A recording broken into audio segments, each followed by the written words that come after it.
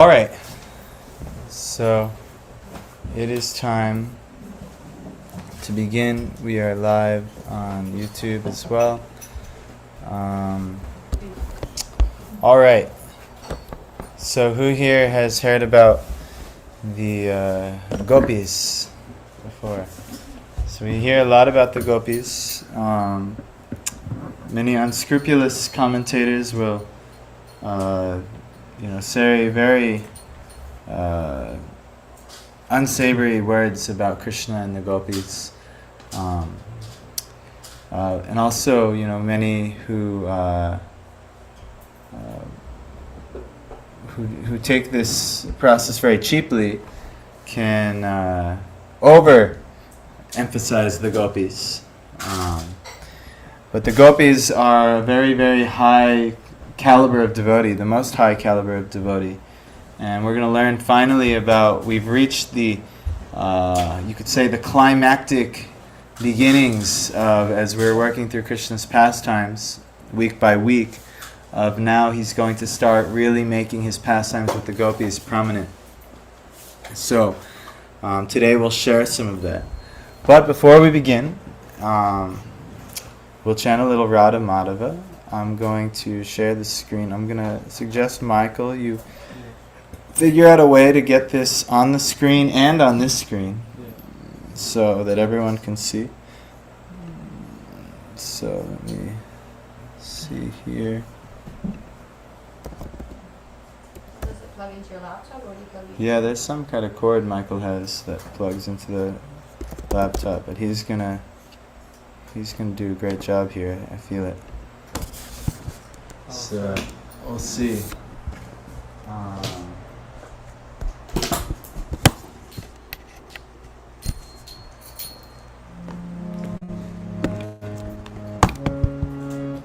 You change the audio. Rampagu, you change the audio back.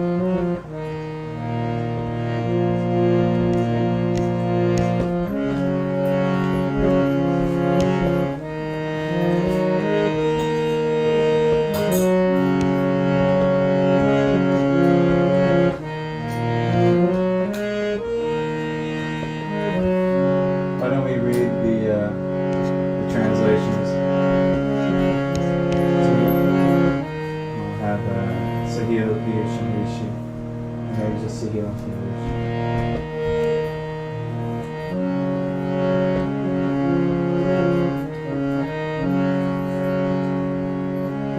Sahil, why don't you go first? Krishna is the lover of Radha. He displays many amorous pastimes, groves of Vrindavan.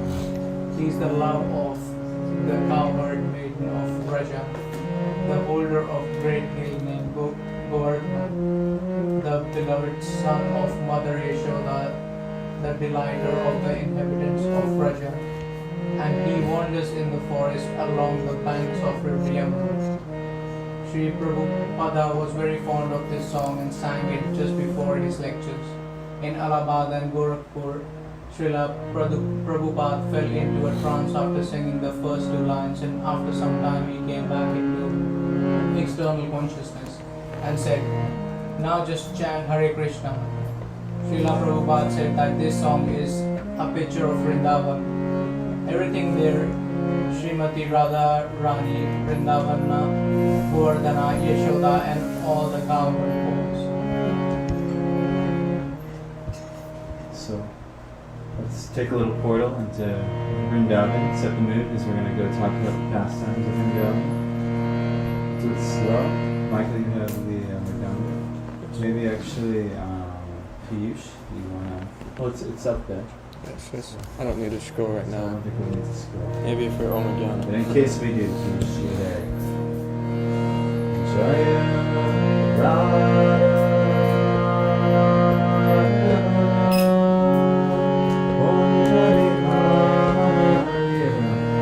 Jaya Radha Madhava Kunja Bihari Jaya Radha Madhava Kunja Bihari Jaya Radha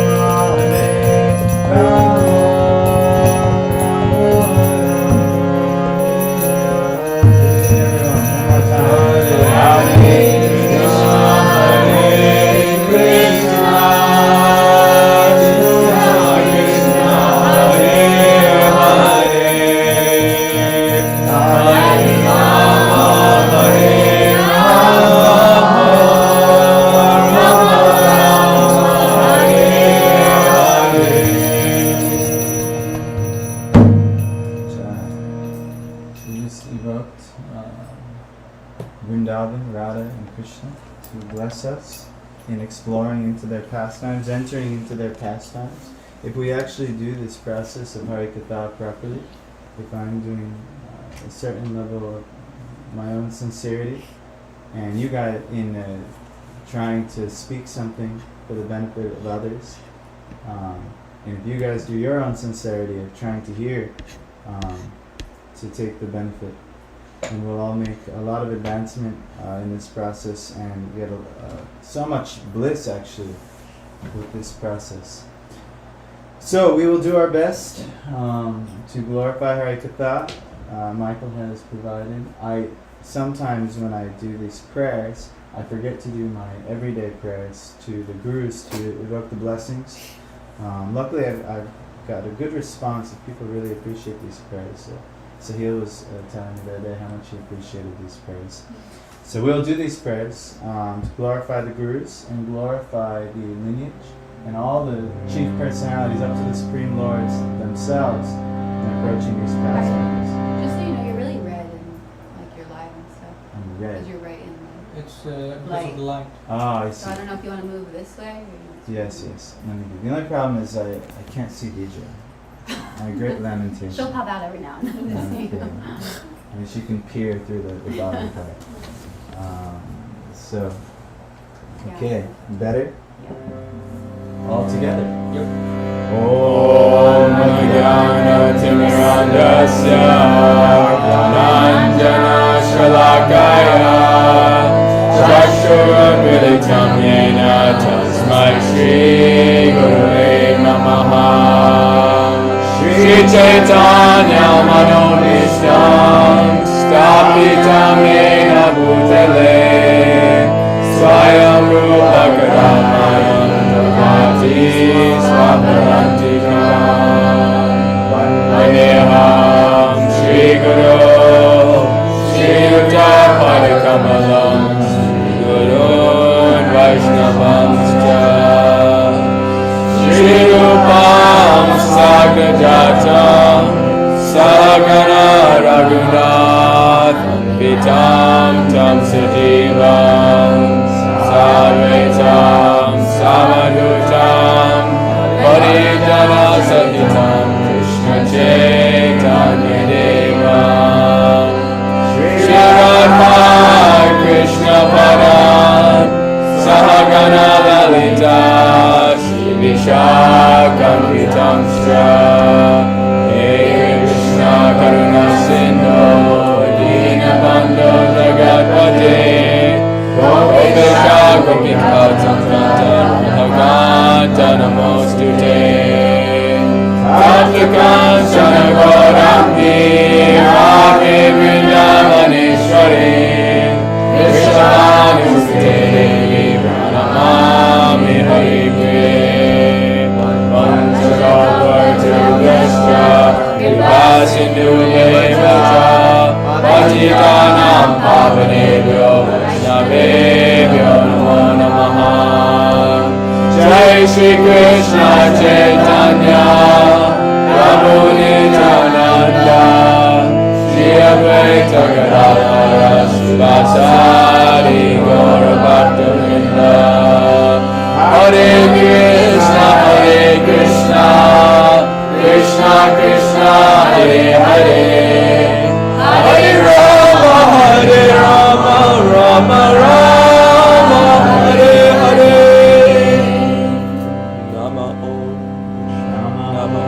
Krishna Padaya Krishna Krishna Bhutale Srimate Bhaktivedanta Swamini Namine Namaste Saraswati Deve Gauravani Pracharine Nirvishesha Shunyavari Pashatare Shatarine.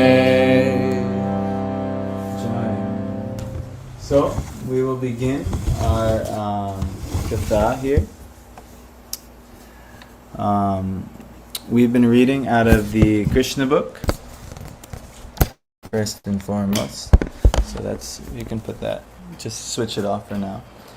So we've been reading out of the Krishna book, my favorite book here.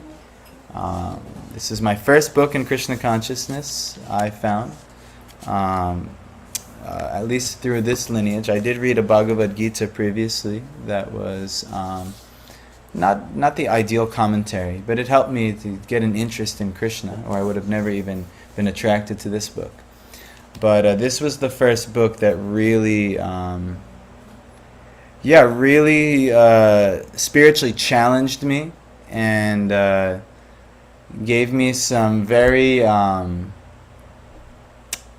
very straightforward answers and values. And at the time I was a bit, I wanted religion to be very cheap and according to what I wanted rather than any divine system. So I was very much not attracted to some of the seeming rules and regulations. But actually when I started studying Krishna and who Krishna is and what Krishna wants for us, I realized that, Krishna wants me to stop paying attention to things that really have no ultimate value for me as the soul, and to value the highest thing, which is one, who I am as a soul, and then two, the relationship I have with the divine, and the perverted relationship that I currently have with temporary matter. So how to evaluate these things. So Krishna book actually started my process here, and since we talked last time, does anyone remember what did we study a little bit last time when we talked? It's been a few weeks. So we did Gita Nagar.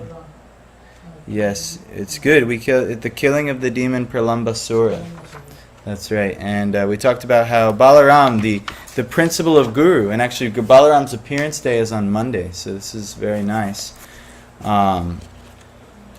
So this in the Bhagavatam was a very nice pastime.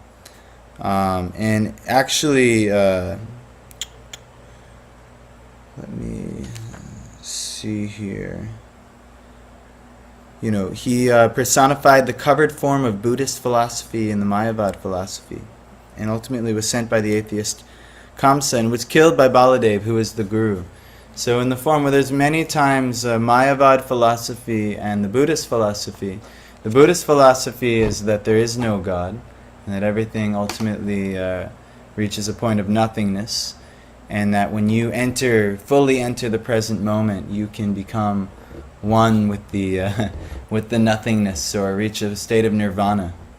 And we don't discard that there is this enhanced state, and we actually also try to get in this enhanced state, what might be considered samadhi in many of the yoga practices, but that it's all nothingness, and we're all just trying to forget all personality and interaction is not the point of at least the Vedas and what Krishna is teaching.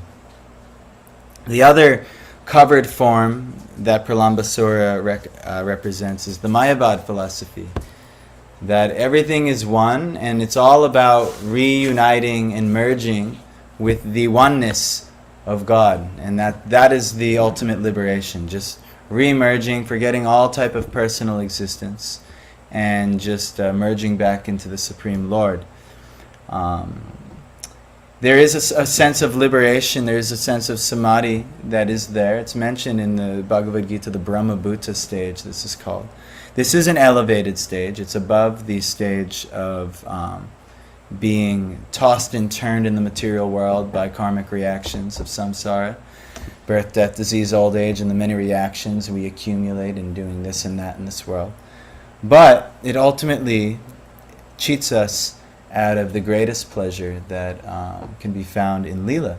And we're going to see that in Krishna's pastimes, what it could look like. The pleasure that the bhakta or the devotee has is far greater than any type of Brahma Bhuta stage that is the pinnacle of Mayavad philosophy. So Pralambasura, he represents bringing that into the midst of the cowherd boyfriends, the associates of Krishna, bringing that into and trying to ultimately kill the very source. He tried to kill the guru principle. And the guru is said to be not the one who teaches you that we're all the same. There is a level of sameness between all of us, but there's also an infinite variegatedness. You're a very special type of soul, and you have a very special relationship with Krishna, very unique. And so I'll give you an example of why Mayavad philosophy is not this doesn't apply, and you would never apply this type of philosophy to your own life. Who here admits everything is the same? That everything is an emanation of the Lord. Anyone agree? There's a truth to that. Yes, right? There is a truth to that. Okay, good. So, if all energies are the same, maybe instead of eating a delicious prasadam feast at the end, we can put some dog stool we can find outside on our plate and just eat that instead. Does that work? Why does it not work? It's all the same. It's all Brahman energy. This is Brahma Bhuta. Eating dog stool is the same as eating prasadam, right? No. No one would do it. No one would actually apply that Mayavad philosophy to their life, because they know that the unique variegatedness of how prasadam is prepared and offered and how dog stool appears in this world, they serve much different functions. So similarly, how each individual soul appears, it's not for we're all just to blend back into God. There is an individual function, just like prasadam is to be eaten nicely and dog stool is to be discarded. So there's an individual function of living entity, and there's different activities that give one a glorious result, like eating prasadam, and many inglorious results, like eating dog stool. So this is actually this Mayavad philosophy. No one would ever apply this in their life.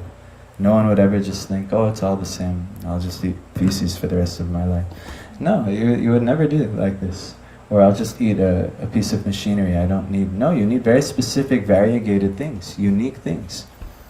So similarly, in spiritual life, in spiritual existence, it's not just trying to merge and become back to the oneness. There is a level of Brahma Bhuta that is admitted in Bhagavad Gita. But this is not admitted as the highest stage. What's admitted as the highest stage is to become the bhakta.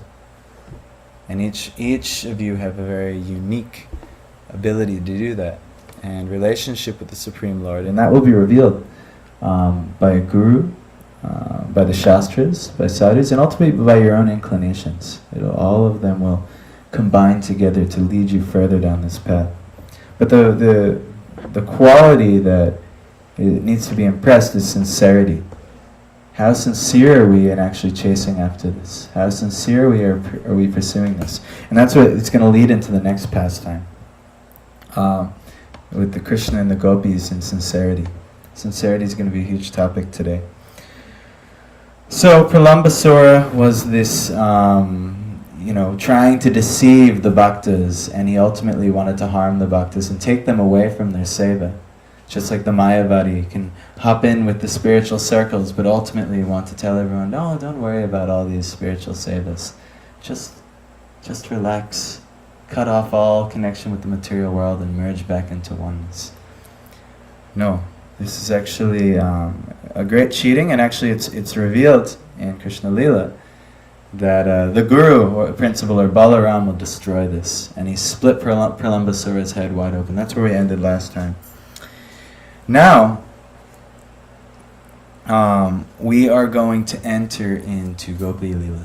So, right now the Gopis have been just appreciating Krishna from afar. We may have talked about the Gopis. When Krishna goes out with the cowherd boys to play, the Gopis from afar are just appreciating Krishna, secretly developing more and more affection for him. They're in the body of young girls, he's in the body of a young boy, and just naturally, young boys and young girls are very attracted to each other. And in traditional Vedic culture, they would separate the young boys and the young girls. And this would actually facilitate even a deeper attraction. In the Western culture, they just mix everybody, and we form these same also affections for young boys and young girls. But due to not having proper outlet or facility for expressing those emotions healthily, we have all kinds of problems which lead to the incredibly high divorce rates and the very incredibly perverted outcomes that we see in the mixing of men and women in this Kali Yuga. and it leads to all kinds of casual sex life and very difficulty in actually maintaining proper relationships. So anyway, that's not where we're going today, but this is just to give you some context for this ancient dynamic of the young men and the young women. So they would, foster this really deep affection for Krishna, but they were not allowed to go talk to them. They were to be arranged to be married. And when you're arranged to be married, you only talk to your husband. This is ancient Vedic culture. This is biblical culture. This is Islamic culture. All religious culture. Men and women. The husbands and wives should mix, and women should be faithful to their husbands, and husbands should be faithful to their wife or their wives. In some cultures, like this, mostly just one wife. Let's start with one and see if you can even do that. And yeah, I wouldn't recommend expanding. It would be very difficult. But one wife is good. So anyway, so after that, there's a really wonderful description of autumn given in the Bhagavatam. And there's so many wonderful analogies. It's comparing the trees and the forests and the mountains and the whole scenery of the Bhagavatam, but it's giving really, really deep yogic philosophy. I'm not going to get into it today because it would take way too long. It would be a whole class on itself. But if you really, there's one of my favorite chapters in the 10th canto. It's called The Description of Autumn. You should check it out at some point. Very deep philosophy, all intermingled with the beautiful analogous scenery of Vrindavan. And Shukadeva Goswami is speaking this in the Bhagavatam. It's very, very nice. And then similarly, after the descriptions of autumn, it's a very long chapter. Then there's a chapter called the Venu Gita. You've heard of the Venu Gita? And begins to reveal the madness of the gopis in love for Krishna, and they're glorifying the Venu, Krishna's flute. And so, they're glorifying how wonderful Krishna's flute is, and speaking of the mother of the flute, which is, I think is the mother of the bamboo sticks? Sorry, I thought the river was the... The mother is the bamboo sticks, and the river is also the... Yeah. So it starts making all kinds of analogy of the bamboo sticks and the river Yamuna, and how glorious they are to have the flute touching Krishna's lips, and everything is in relation to its interaction with Krishna. And it seems the gopis are, just love-struck young girls, but that emotion for, say, me or Piyush or Michael would only lead a young girl so far, not very far at all. Sorry, gentlemen, we're not going to ultimately provide an eternal solution for anybody if they're love-struck by us. But to be love-struck by Krishna or the Supreme Lord, this is a whole another level. And this is something that, why the gopis are ultimately glorified, because this is the pathway that our acharyas are giving us the opportunity towards. But it must be approached very carefully and sincerely, and not cheaply. Oh, well, I'm just in love with Krishna. Like there's some sects in Puri in India, the man dressing like gopis and doing, really crazy, wild things. And I'm trying not to criticize anyone in my life, but you see how they try and reflect the philosophy, and they make all kinds of what would definitely be considered offenses by Vedic standards in their type of so-called worship. But this is not what the pathway is given. And luckily, we mentioned Rupa Goswami. Rupa Goswami was instructed on Chaitanya Mahaprabhu, who kind of inaugurated this type of mood. It's called the Madhurya Ras. Chaitanya Mahaprabhu is the first to actually inaugurate this type of worship of the Lord. But he very systematically gave it to Sanatana Goswami and Rupa Goswami on how to share this properly as to not cheat in this process. So we must be very sincere to actually walk this path.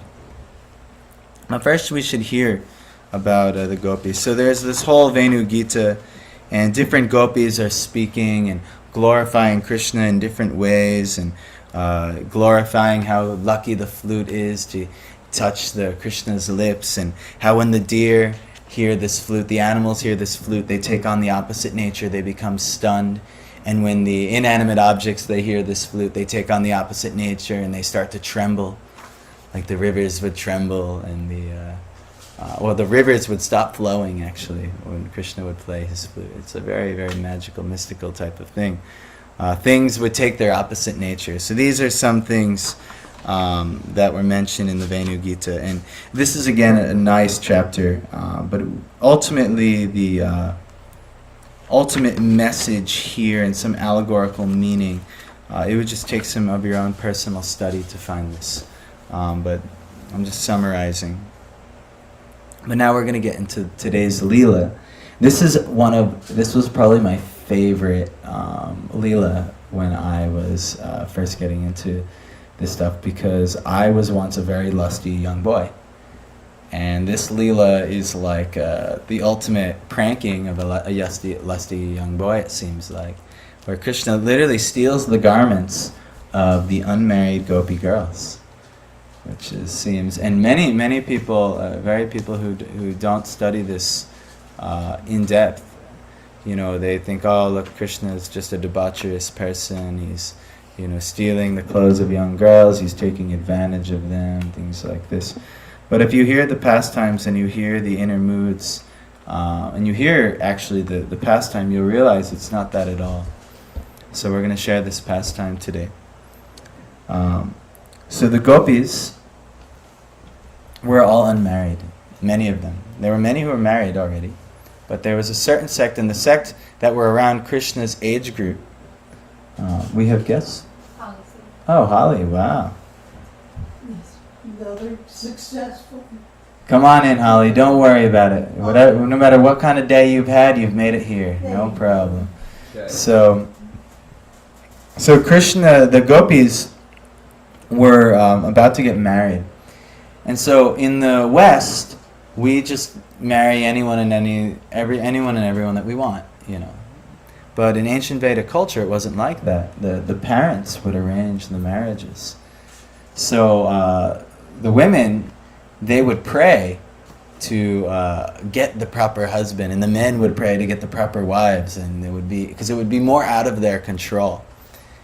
Even in the West, it's out of our control in many ways, why our relationships fail more than anywhere in the world, with incredible divorce rates and so on. It's also out of our control, but we think we have the illusion of more control because we arrange our own marriages. But we don't actually understand a lot of the prerequisites that it takes to arrange such things. So anyway, the young girls, they naturally, they're praying. So all the young girls unanimously had the same idea. I'm praying that Krishna becomes my husband. So it seems like that could never work.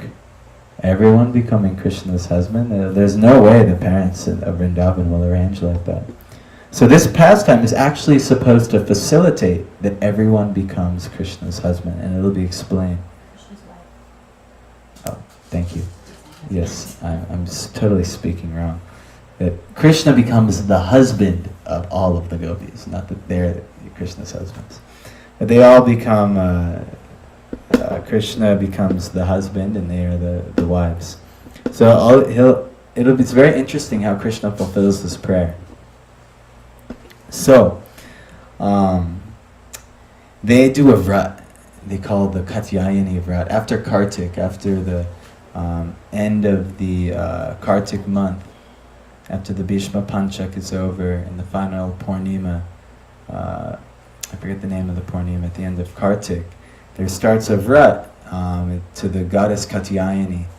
And for 1 month you would worship a form of Durga, a form of the Devi, Katyayani, and she is supposed to bestow you with the husband that you would like. So normally in Bhagavad philosophy, in Bhagavatam, we've been reading this in the first canto, in Bhagavad Gita, it's not recommended we pray to other demigods. But the gopis, they didn't care about that, because they were like, well, if this demigod can bestow that Krishna will be my husband, I'm all in anything and everything. They had something called lobium, lolium, I mean. No, loba's, I think, anger. No, loba's greed. But they had a lolium, a spiritual lolium. What's that? Lolium is anchoring, right? Lolium is anchoring. Oh, hankering, yes, like a greed. So they have this lolium for Krishna, and they'll do anything and everything. This is actually something we should also develop in our spiritual lives. And actually, these pastimes will help us refine what should we become greedy for. Greed in the material world is almost always bad. It's almost always a very bad quality. Like if I'm greedy for another man's wife, or I'm greedy for another man's wealth, or if I'm greedy for anything that isn't really God, it's a terrible quality, and it'll lead me down a very bad path, and I'll do all kinds of sinful activities to attain my greed. But in spiritual life, it's different. In spiritual life, what's seemingly the lowest thing is the best thing. So the gopis are greedy for Krishna. They're greedy for the Supreme Lord. So this is a very high thing. So they're willing to try anything. So they're very austere. They eat what's called habashyana. Do you know what habashyana is? It's unspiced khichdi for 1 month straight. Just dal and rice cooked together, no spices, no salt. And they survive off this. And then they do very elaborate worship of goddess Katyayani on the bank of the Yamuna River. And they make a deity of Katyayani out of the sand, and they offer all kinds of articles of worship. There's a really nice verse that's chanted. I was chanting it during the one Katyayani Vrat one time, but I forgot it now. But it's part of the Bhagavatam. So, but anyway, they were chanting to Goddess Katyayani, and they were praying that Goddess Katyayani make Krishna their husband. And this verse is in the Bhagavatam, what they prayed. It's very nice. But unfortunately, I didn't come prepared with it tonight. So, they were praying, and they were eating their khichdi, and they were doing every worship every day for 1 month. And then Krishna knows the prayers of everyone. So when he sees they fulfilled their prayer for 1 month, he's like, okay, I'm going to come and fulfill their desire. So let's see how he does that. That's what this pastime is. Remember, they all prayed for Krishna as their husband. But they knew their parents were going to arrange them. Maybe there was the nice boy Rishi in town, Piyush, Brijesh, all of a sudden nice men everywhere. So the parents probably already had some ideas, but it wasn't going to, of course, wasn't all going to be to Krishna. There's no societal dynamic like that. But they were all praying very fervently, and they had a lot of faith. They were eating this unspiced khichdi, and they were doing elaborate worship and elaborate puja to fulfill their desire. And it said when you do these types of worship practices, that your desires will be fulfilled. When you, actually it said in our own tradition, when you chant Harinam, sincerely, it's called Harinam Chintamani. It's the wish-fulfilling gem. When you, with sincerity, chant this, all your desires will be fulfilled. Now there is a way and a direction of what best to desire.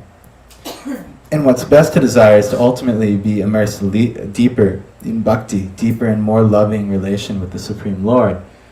But even if you have impurities in your desires, which we all do and start with, you'll see, you start chanting the names of Krishna sincerely, he starts fulfilling your desires. But as he fulfills your desires, you realize, oh, that wasn't worth desiring, that wasn't worth desiring, and then so on. You get what you desire. But anyway, so they, at the end, Krishna decided, the final day has come, so Krishna decided, I'm going to go fulfill their prayers. So what they would do is they would do worship, and then after, before they would worship, they would all take ceremonial bath. And there was a spot, they would bathe in rivers, and there was a spot located just for the ladies to bathe. The men would bathe in one spot, and the ladies would bathe in one spot. So all the gopis, they would strip down, and they'd leave their clothing on the side of the bank, and then they'd go wash up in the river. And it was always respected that men would not go to the ladies' spot, and the ladies would not go to the men's spot, so everyone could bathe properly, and in a non-harmful and non-threatening way. Well, Krishna decided, well, they all want me to be their husband, so how will I fulfill all of their desires? So Krishna appeared on the scene when they all were bathing, and one by one, all the garments he took into his hand and he threw them over his shoulder. And then he climbed up the tree when they weren't looking. So, next thing you know, the gopis are realizing, where are our clothes? And then Krishna is kind of like, yoo-hoo, hello, I'm up here. And so now at this point you have to understand, Krishna never really deeply interacted with the gopis, other than through glances, flirtatious glances. The gopis are very attracted to him and staring at him, and he's very attracted to them and he's staring at them. But other than that, the society didn't facilitate the mixing freely of young boys and young girls. So at this point in the pastime, they're like praying for Krishna. They've seen him everywhere. He's like the king of Vrindavan, the village they're in, their son, and he's so beautiful and wonderful, and he keeps killing all these demons. And so he's so, wonderful, and all the girls are having crushes on him. So finally, he begins actually associating with them more and more deeply, fulfilling their prayer, because remember, they're praying that he becomes their husband. So Krishna stole all the garments of the gopis, and he says, hello, yoo-hoo. And so the gopis, they're internally very thrilled. They're like, oh my God, he's come here and he's taken all of our garments. This naughty boy. But externally they're saying, well, this is not proper. I can't just go out and they're amongst all of each other, and it would be improper if one gopi goes out and embraces Krishna like that. And when you're naked, it's a very vulnerable situation. I don't know if you've ever been naked before, anyone before, and in like childhood it got caught, we were like, we were hanging out or doing something, and someone would pants someone out. This is Western boys, we did things like that. We would like take someone's pants and run and something like that. But it's a very vulnerable situation. So the gopis are in this vulnerable situation. They have nothing, and then Krishna has taken him. But at the same time, it's also very late in the year. It's the autumn season is ended. It's November now. You can't stay in a river very long. You'll get very cold. So now they're like very chilled. They take their bath. It's supposed to be quick, and then they get out and get warm again in the clothing. But now they're very cold in the river, and so Krishna is smiling up there in the tree. He's got everyone's clothes. So they don't know what to do. So they don't want to necessarily associate with Krishna like this. In one sense, they're loving it, that Krishna is paying attention to them. He's having some interaction with them. In the other sense, they're completely naked, and it's like a very vulnerable situation. So they start chastising Krishna lovingly. If you don't give our clothes, they start threatening, if you don't give our clothes back, we're going to make a complaint to your father. And then Krishna would retort back, well, my father is just an old man. What will he do? I'm not afraid of him, things like this. So then the gopis will say, well, if you don't want, we'll place a complaint with King Kamsa.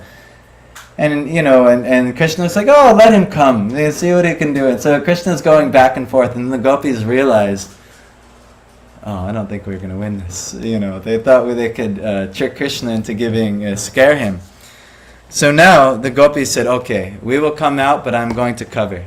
So the one hand is over the breast region, and the other hand is over the pubic region.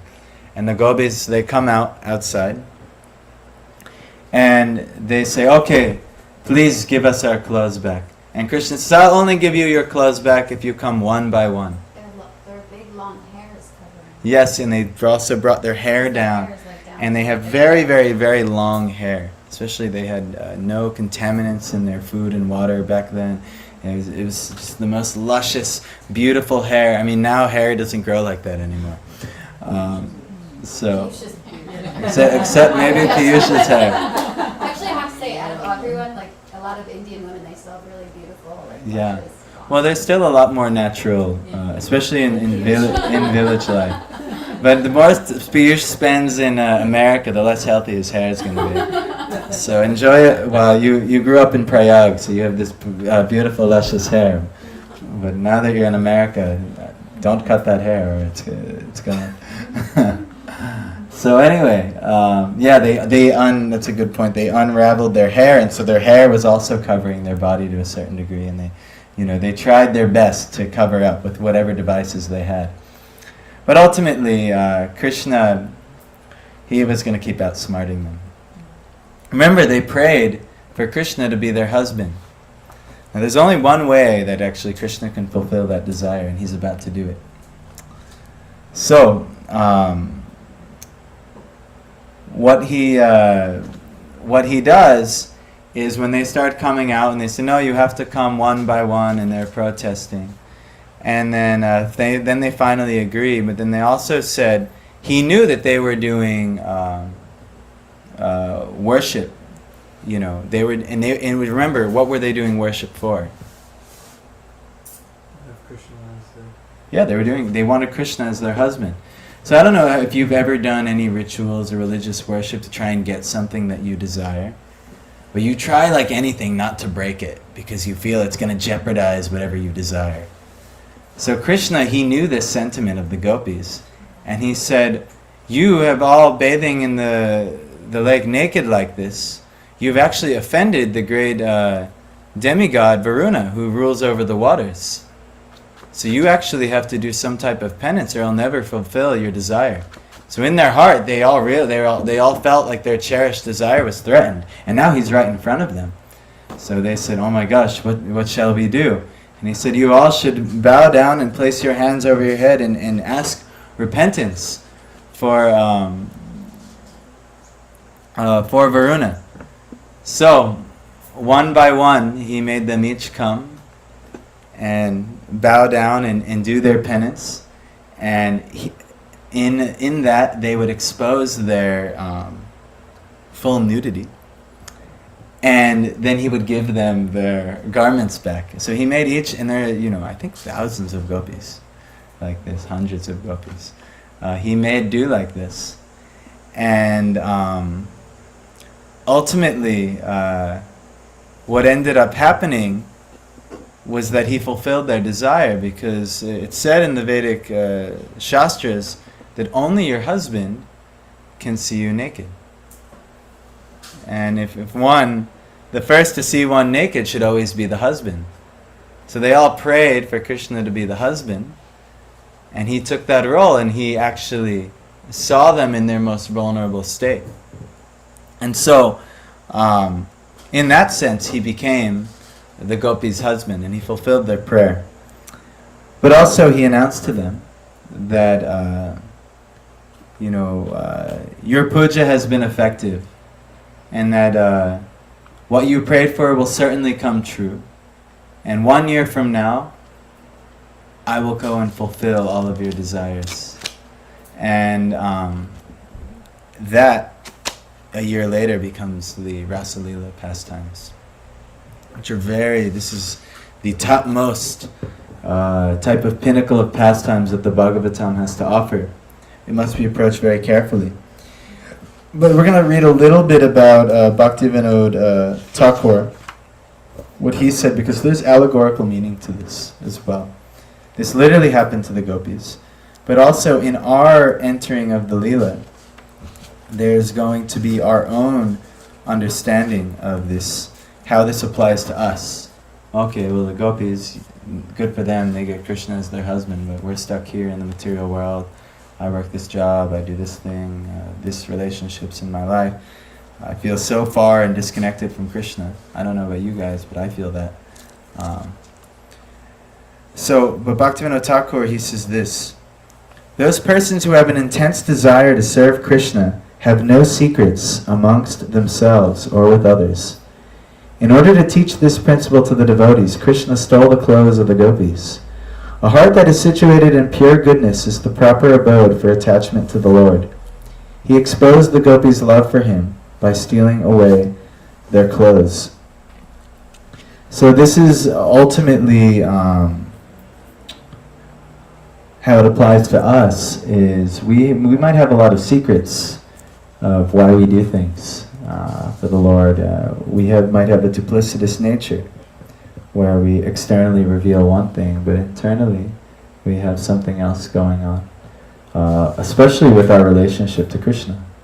I'm doing puja, yes, 7 times here, like this mantra, very nice.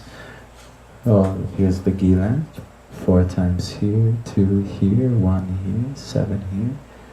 But inside, we might, might not be, oh Lord, I hope this pleases you, I hope this is for your great pleasure. That's bhakti. But on the inside, there might be a secret desire. I want this. Oh dear Lord, I really hope this works out in my life. I need this job.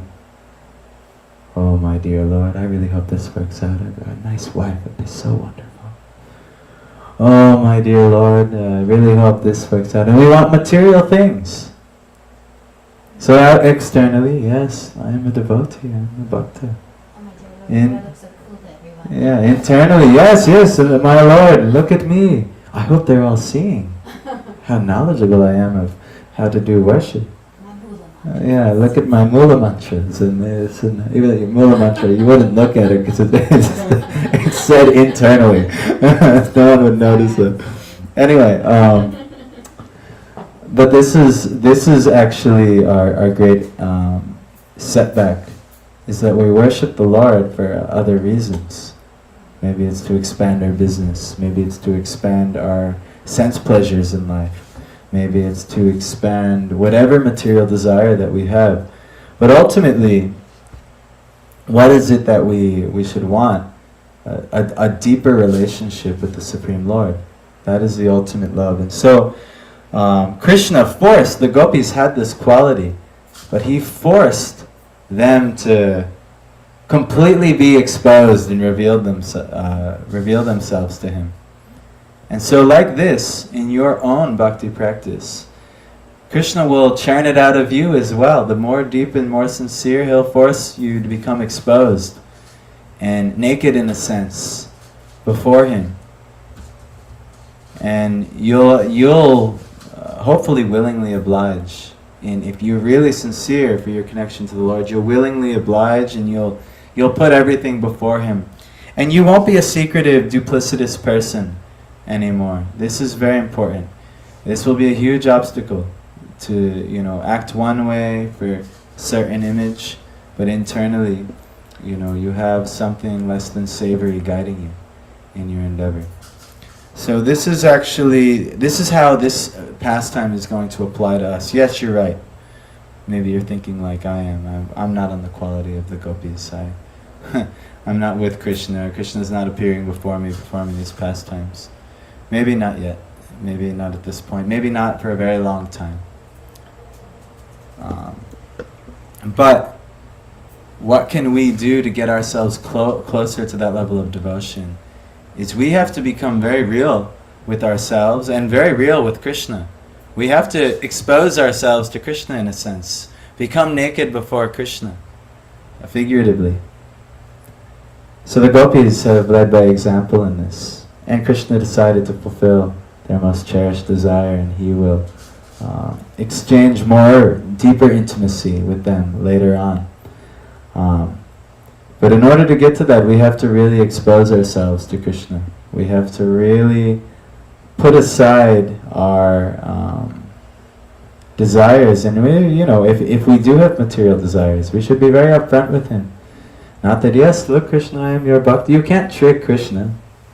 I mean, many of us, we do like a bhakti practice, and we think, yes, this will get us what we want. It might, it will, but it's not, ultimately, Krishna will reveal to you, like, are you sure that's what you want? Because it's really not gonna make you the ultimate happy thing that I know you're really looking for. But he'll give you what you desire materially, I guarantee you. But it's actually said when he does that, he cheats you. Krishna cheated me so many times already by actually fulfilling my desire. Actually, Rishi, you had a nice story one time when you were staying here and you needed a physician, and Rishi stayed here for like 2 or 3 days, and he did one interview here, and he got the position he was looking for. But then he like had this realization. He's like, I feel like Krishna has cheated me, because now I'm leaving all of the devotees and you all in Syracuse, and I'm going off to do this thing. And then interestingly enough, Krishna sent him back here to revisit some of the lessons that he was learning here. But yeah, this happens. You know, if it becomes exposed what we want. If we're upfront with Krishna and we tell him what we want, if we have any intelligence in this bhakti practice, we'll realize, yes, I want material things. I want more facility for sense pleasure. I do want maybe this relationship or this position or this money. But ultimately, if we become more sincere, we'll realize, I know what will ultimately make me happiest if I have more love for you and I have a deeper relationship with you. But right now, I'm not even there. But please help me get there. That could be a sincere place we can start at. You know, when we chant the Maha Mantra, right? We chant the underlying meaning. The Maha Mantra doesn't have such a, so much meaning beyond Hare, the energy of God, and actually this is talking about Radha really most intimately and deeply, and Krishna, we're just calling out to them. But Prabhupada, he says the meaning of this mantra should be, please engage me, calling out to them, but please engage me in your service. That should be the ultimate mood, because that's actually bhakti. That's calling out to them in bhakti. If that isn't your mood, if you're calling, Hare Krishna, I need this job, or Hare Krishna, I need my business to expand, or Hare Krishna, I really need this girl to like me, or something like that. Hare Krishna, Hare Krishna, Hare Krishna. The house, the money, all these things, I need this thing. That's not bhakti, actually. That's like more on the platform of karma yoga. You're like, oh yes, I realize that I need to, in order to get my things, the Lord is the ultimate provider. So I will call to the Lord to get the things that I desire. But bhakti is something else, something much more valuable. It's love. And what is the ultimate representation of love? When you love someone, you what? You serve them. That's the expression of love. If you really love somebody, you serve them. How can I serve you? That's what love is. So anyway, Krishna is teaching us this art of approaching him in love, and he's showing you what will have to happen. You're going to have to, all of your coverings that you're putting in approaching him are going to have to be stripped away, and you're going to have to come at him with who you are, including where you're at right now, filled with your material desires, filled with all kinds of maybe unsavory habits that are happening behind the scenes that, aren't your best self coming out, but it's maybe things you struggle with underneath the, when the lights are off or something like this, or behind closed doors. But it's all going to, you put it before Krishna.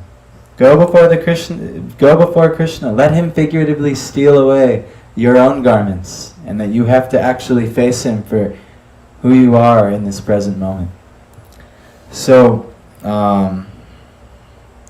this is how a heart can be situated in pure goodness. And this is the proper abode for the Lord. Go with him with complete sincerity and honesty. And don't think you can deceive him. He knows everything you're doing. He knows all of your intentions. So just be upfront with him. Become naked before him, just like the Gopis. So this is the principle of this pastime. Bhaktivinoda Thakur only gives one verse in Krishna Samhita about this pastime, but it's so deep. So I think we'll end there. Any comments or questions on this type of pastime? Is this all right? Is there any value? Do you guys feel any inspiration, anything before here? Michael? I like the saying of becoming naked before Krishna yourself, admitting to your wrongdoings, your offenses, your mistakes, and asking him to engage. Yeah. Even the offenses and the mistakes, that's natural because we're imperfect. But what would be nicest if we admit our insincerities before the Lord, where this is where I'm not being sincere in my devotion to you. This is where I'm completely missing the mark, focusing on the wrong thing. That's, because the mistakes, the offenses, there's so many of them, there's no way we're going to cover all of our bases. But And in many ways, you have to be insincere to commit them. It is at some level. But the main thing is we should be as sincere as possible. So, but yeah, go on. Anything else? Yeah, I was just saying that and to ask for help from cleansing your heart from all these material desires that are getting in the way of our bhakti practice, getting in the way of our journey back to ultimately Madhurya Ras. Well, don't go too far. But yeah. So, yeah, it depends. But, okay, my wife. My wife doesn't normally get to join class, so That's it's, a class for me too. Yeah, I think like on your like Krishna conscious or maybe even just a spiritual path, like there's ups and there's downs and there's like plateaus and there's like ebbs and it flows, kind of like your devotional life and your devotional practices. And I think everyone starts out like being pretty sincere, even though there's like a lot of maybe gunk there that comes up, but like for the most part they're not so offensive. They're just like sincere, and then as you get deeper into the practice, then you see maybe some ego comes in because you get good at something or people are saying something, and then you get excited, and then maybe some offenses creep in, and then you have to kind of go through those ebbs and flows of like learning, okay, like Krishna's getting serious with me now. It's not all just like prasad and love, and it's like going through the gunk a little bit, yeah. And then again, then you like start getting deeper, and then again you pick up a little bit, and it's like, okay, well I'm learning to correct those things and chill my ego out a little bit. And anyway, so like it continues like that, like there's more lessons and there's more growth, but there's like sometimes there's like heavy growth sessions and heavy like That's love, then. huh? That's love. That is love. It's Krishna's purifying, and he's showing you, right? He's showing you Yeah. in order to get Sometimes closer you to him. challenge and struggle just to learn a lesson. Constantly. Exactly right. Constantly.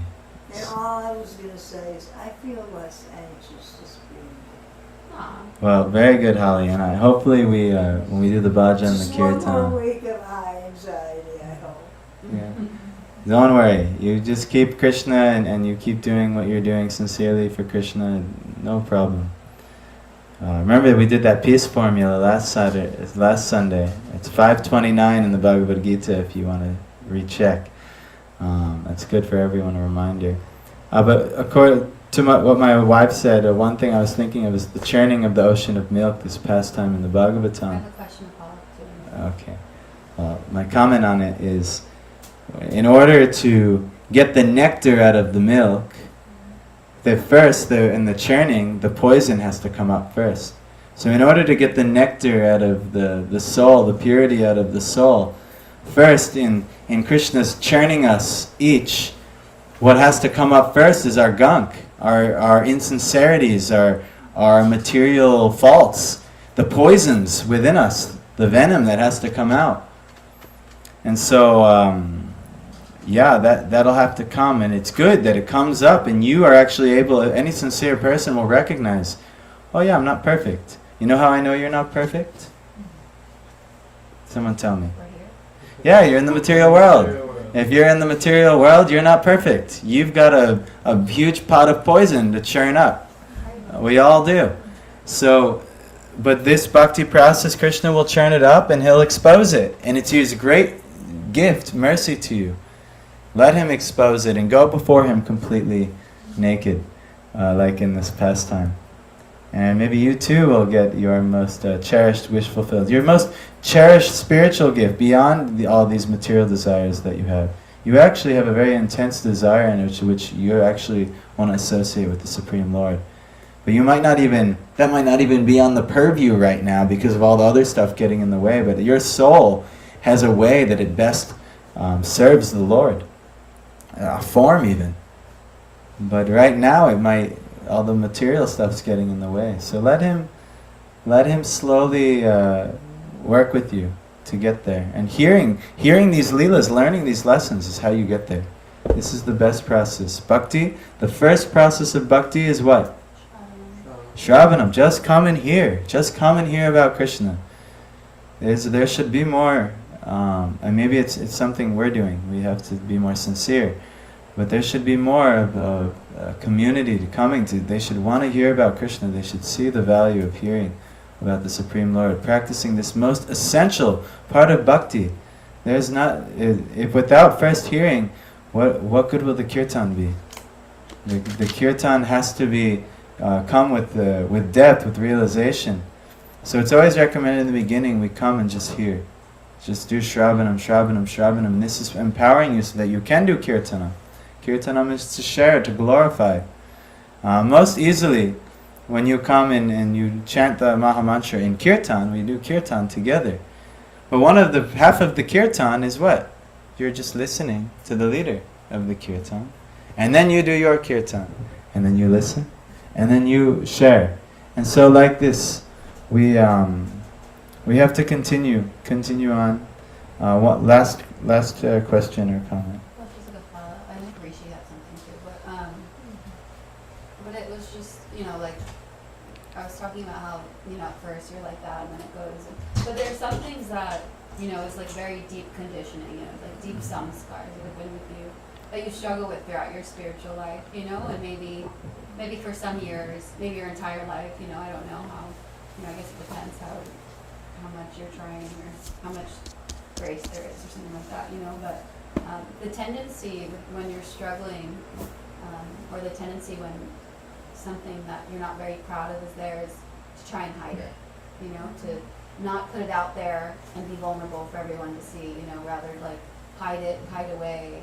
And you see this a lot, especially like even here, we have plenty of community members that when things happen, you kind of see them go because it's kind of easier to just like disassociate than put it out like in front. And I'm speaking my own life too. Yeah. It's easier for me to go hide in my room than like talk to people or something like that, So what do you do in that circumstance when you have these heavy things that you've been struggling with for like some time, some years, and you try and like you get over it for some time and then it comes back because it wasn't like rooted out, Yeah, I mean, we all have these things, right? So, from what I've heard, one, you don't just want to put your dirty laundry to anyone and everyone.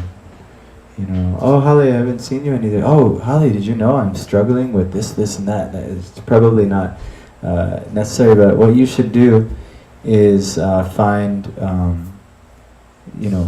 this is the importance of the guru principle. Finding, a real deep spiritual mentor for you that you can actually trust and place these type of things before. And you trust that they're giving you some realization of their connection with Krishna. Also, another thing you can do is to pray in your chanting, pray in your practices for Krishna to help you remove your insincerities. To constantly, all our acharyas, you see how glorious they all are, but they all have this unanimous mood of being ashamed of their lives. And even though they live the most glorious lives and they do the most wonderful things, they have like complete humility to the point where they consider themselves complete rascals, complete nonsense, completely insincere, hopeless living entities, just praying for the mercy of the Lord. What is that? Ainanda tanuja kinkaram patitam mam vishame bhavam buddho kripaya tavapada pankaja Slita duli sarisham vichintaya. It's O son of Maharaj Nanda, I am your eternal servitor, birth after birth. Yet somehow or other I'm drowning in this ocean of material misery. Please pick me up and place me as one of the atoms at your lotus feet. So this is our kind of the mood of even Chaitanya Mahaprabhu in the bhakti process, and he's exemplifying that we should realize that we're in such a lowly fallen position. Even those who are most glorious, that continues to be there. It's not like, all right, I've made advancement in bhakti, everything's great, everything's wonderful. You get that, so, if everyone's telling you how blissed out they are, how wonderful everything is, you're like, maybe you and them, you should really reevaluate your situation. Because actually, the more advanced we get, the more we feel completely hopeless in this material situation. And the more sincere our prayers become. So anyway, maybe if you did some really contemplative prayer like this, if there are things that you really want to overcome, you can present them to the Lord You could also present them to valued teachers or maybe shiksha instructing gurus in your life. So that's what I've heard to be the best type of thing. Rishi? Yeah, so it was a great lecture on this actually. I've never heard it very deeply as you said. I heard this lecture from the teachers that I follow, actually comes from. So he also actually explained this, but it was an outline actually. It was more onto principles than onto story. So I just wanted to share a few of those points. Sure. And you can correct me if I go wrong somewhere. Rishi, maybe you can bring this closer to him so the live can hear this. Yes, come closer, Just speak this- louder. They won't be able to hear you, and it's nice that you can ask.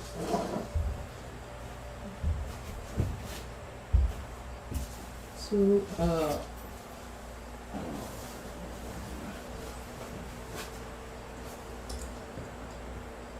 so actually, this pastime actually, there is a backstory to it as well. If you go before Krishna appeared on this planet, so if you go beyond before that, in Ramayana you will find a instance where Ramchandra is entering the forest with his wife Sita Devi, and I think it's in Dandakaranya. Yes, So when he is entering in Dandakaranya, all the rishis there, they were actually, you can, in short, if I could explain you, they are the people who have left everything, every attraction in this world. They literally don't have any attraction in this world whatsoever. Yes. And when Ramchandra he just enters the forest, just by his entrance, they are completely attracted to him in all ways possible, and they kind of approach him and they say that we would like to serve you as Sita Devi is serving you. This is our desire, that we also internally they have this desire that we also want to serve you, in that sense. And but Ramchandra kind of tells them that this form, I've took a promise that I'll just marry one wife. So maybe so he kind of gives them a promise that in next life when I come as Krishna, this is something that would happen. And the girls that we are talking about, the Gopis, they're not normal girls. They are all great rishis, and everyone who have done many lifetimes of tapasya to get Krishna as someone who they could love in Madhurya Bhav. So that was one of those points what he explained in the lecture. Apart from that, there are multiple points actually, and talking about there is actually definitely when someone outsider he kind of hears this pastimes, he thinks that Krishna is a lusty fellow like us, and he kind of compares himself with Krishna or something like that. So for that he actually gave 2 to 3 points, actually more points, but now I am able to reiterate just 2 points. So one of those where he said that Krishna is not at all lusty like we are in a material sense. It might be a spiritual lust, I don't know what that means exactly, but it's not a material thing that we have like we have for our girlfriends or opposite gender. So he explained this point by saying that even the most lustiest person, if he chants Krishna's name, all the lust is taken away. And what do you think that if he just take his name, if lust goes away, what to speak of a person himself? How you can think that he is lusty in material sense? And the second point that he said was when Krishna did this pastime, he was under 10 years. He was not a young boy like us or his adult son. He was very young, and he said even the most lustiest fellow in this world was not lusty when he was 8 or 6 or 7, whatever the age was. So he kind of gave analogies like this. And the third point, which was interesting, that Krishna, as you said, he fulfilled the desire by doing this Leela, and he elaborated on this that Krishna actually fulfilled this desire practically as well when Brahma Vimohan Leela happened. So all the Gopis who were married to Gopas, actually Krishna took their form, and he was practically their husband for 1 year. So that was something that he explained. Actually, they all got married during that year. Yeah. So as well. So So Krishna actually married all of them. yeah, there's a couple points I wanted to make. This one was about the unmarried gopis. The unmarried gopis were the ones that he did this pastime to, because they were praying for him to a husband. But as far as the sages of Dandakaranya, not all the gopis were like these sages. There's different tiers of gopis.